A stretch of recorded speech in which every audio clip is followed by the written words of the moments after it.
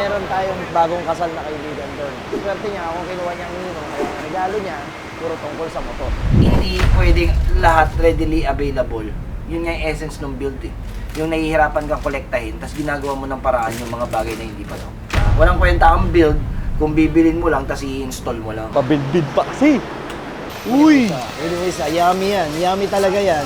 Uy, putsang pogi tipaklong nito. Pogi nga. Hindi pa kumpleto pero pogi na. Meron tayong bagong kasal na kaibigan doon. Si Boy 2. Swerte niya kung kinuha niya ang ninong, kaya ang regalo niya, puro tungkol sa motor. Ito na ba yung sniper mong ano? Ilan yung odo nito? Yan, 6K. Pero mukhang 50K na yung motor. Hindi naman boss, napaayos ko na yung mga pairing. Alam mo ba yung ngayon, yung mga show? Nagbabalik na kasi yung mga show eh. Ang bago ngayon sa TRC, yung mga Malaysian din. Minimalist, tsaka clean, tsaka sniper. Yun yung majority ng underbone na meron sa Malaysia. So naka-racing boy pa siya, GP2. Medyo, ano pa siya eh, street racing concept. Ngayon papalitan natin. Ito. Unang-una, first step para maging Malaysian ka. Manipis yung mags. Tapos ano susunod? Makulay. Saka swinger. Ang project ko dito sa motor ni Boy 2 is i-convert natin to ng isang boom Malaysian concept. Mags muna tayo. Uy! Anyways, yummy yan. Yummy talaga yan. Kulay pula. Ang gana. Diba? Kaya nga ito yung nauso ngayon sa Malaysia kasi ang concept ng Malaysia is minimalist tsaka finesse. Dapat maselan kumilos. Dapat laging malinis. Tara, pakabit na natin to sa mga mekaniko natin. Nakakatakot-tawaan eh. Ang gaan kasi masyado eh. Bawat build, syempre, lalabas na unang problema dyan. Dito sa sitwasyon ko, di ba naka-slim mags na ako? Dapat pala, slim din yung gulong. Hindi ko na-anticipate yun. Yung gulong ko kasi naka-stock pa din. Kung sasalpak ko yung stock mags sa slim mags, eh, magmumukhang ano yun, di ba? Donut. Yun nga yung essence ng build eh. Yung nahihirapan kang kolektahin, tapos ginagawa mo ng paraan yung mga bagay na hindi pa to. Walang kwenta ang build kung bibilin mo lang, tapos i-install mo lang. Okay, paghirapan mo yun. Nanahimik ako sa bahay, nagka-problema pa ako. Nagpunta na akong Caloocan kanina. Buha na ako ng gulong kay Takara. Ang binigay niya sa akin, Maxxis 7090. Timbangin muna natin yung stock mags, tsaka yung TRC mags. Yan, ilan nakalagay? 4 kilos. Almost. May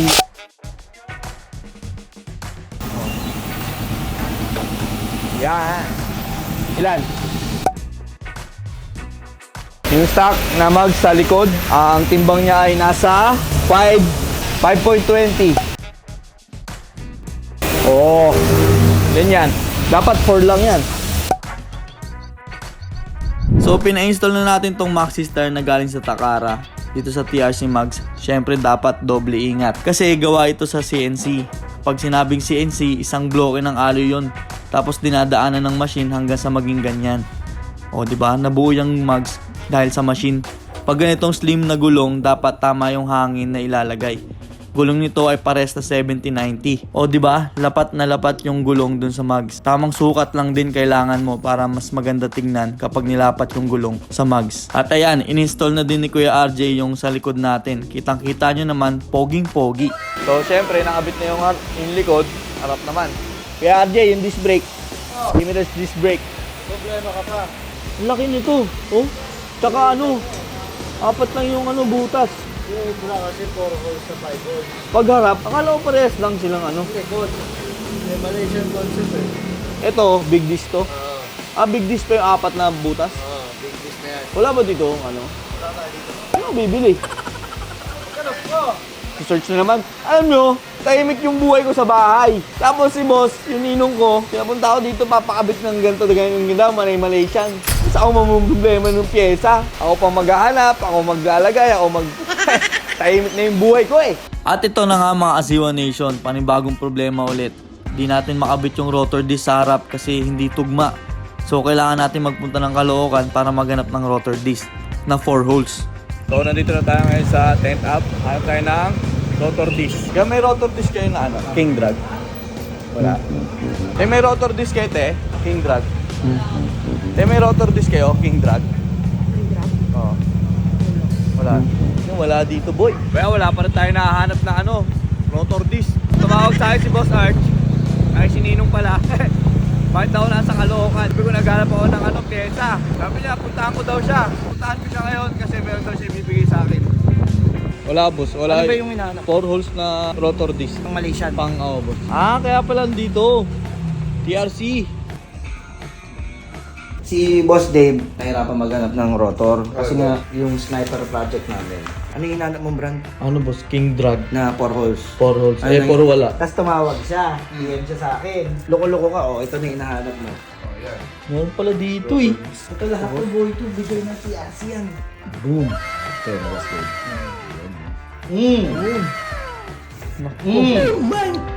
Sakto po. Ito yung bracket. Ito Pa- medyo...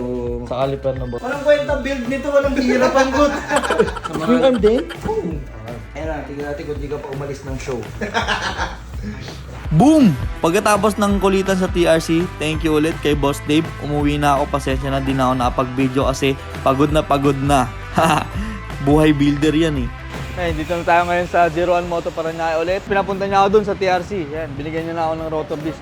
Meron pala doon. Yan, TRC na 4 holes. Ganda boy. Kapag may problema ka, tawagan mo lang si Ninong. Parang sinukat dahil busy na yung mga mekaniko. At ako naman talaga yung builder dito. Builder yarn. Pagod ako dun sa Caloocan. Meron naman pala sa TRC. Ganun to talaga to, hindi na alapat. Dapat. Paano yan? Yeah, hindi na alapat. Hindi magkakasya? Akala ko wala nang problema. Extension? Wala, ano yung extension? Hindi ko alam yun. Yung ganito. Wala, meron ba ako may nabigay ba si boss ng ganun? Akala ko naman wala nang problema, sasalpak na lang. So ito na naman no. Problema na naman. Akala ko okay na eh. Hirap maging builder. Shit! Nakapagod.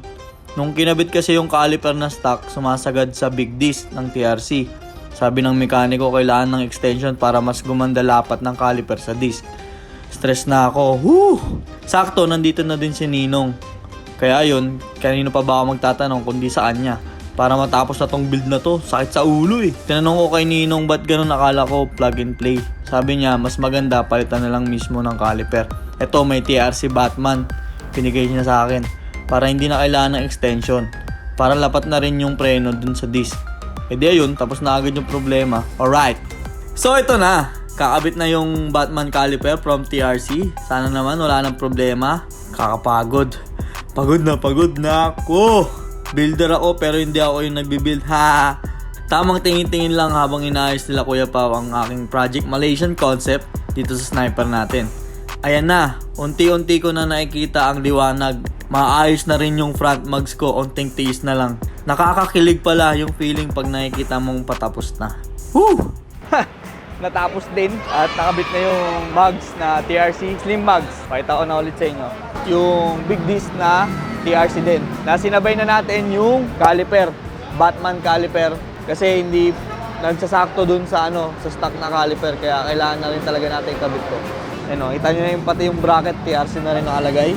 Hindi ko pa siya natatry, papacheck ko kay Ninong yung mga nalagay na dito sa sniper.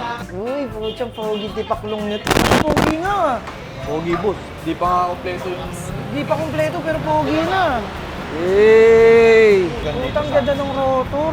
Pogi nga boss eh. Ganda ng preno. Batman, Malakas ba yung preno? di ko pa na-try na patakbuhin boss pero malakas yung preno. Parang konti lang yung kinakain. Parang kailangan yata nating magpatabas. Konting-konti, no? Ang inaano ko, master, baka ito naman sumagad. Sagad na. Wala na, no? Paano gagawin natin yan? Ay, hindi. Kaya palang ganda ng preno mo kasi nagpalit ka na ng brake master. So ngayon, ang next natin gagawin dyan para umayos yan kahit konti ang kapit, steel braided hose. Siyempre TRC. Meron din silang hose. Meron din. Pogi rin eh, no? Ang next natin, ito ibababa. O boss, kailangan ito dapat parang nakakapit lang siya. Hindi siya yung malayo. Pag nagpalit ka ng outer tube, outer tube gagamitin yung inner. Pag nagpalit ka ng outer, matic yung bababa. Tapos magma-magic lowered tayo. Alam marunong ka nun, master? Yung dadayain, palit outer tube, yun yung susunod. Sis, pogi. Pogi nung linis. Pantay, no? Okay na yan, ganda. Pogi. Ganda tindig, re-reset na lang, tsaka tambucho. So ito yung motor ni Boy 2. Anong pangalan nito? Walang pangalan yan boss. Hindi, pangalanan natin to. Si Tulog. Matagal na tulog to, tol. Nung sumemplang to sa racetrack, di na bumangon. Tagal. Ito huling karera nyo. Tarlac. After nito, natulog na siya ng matagal na panahon. Kaya ngayon, si Tulog, bibuild natin ng Malaysia, TRC all the way. Tol. Dapat boss. Tignan natin ang oil seal kasi kapag tinanggal daw itong nasa stock, baka masira na. Ay, gastos! Kung butas kanina ng masikip, medyo pinalakihan lang namin kasi kailangan lang naman yung tornilyo pumasok. Ito kami sa 01. We don't die, we modify. I'm a builder, pero hindi ako gumagawa ng motor ko.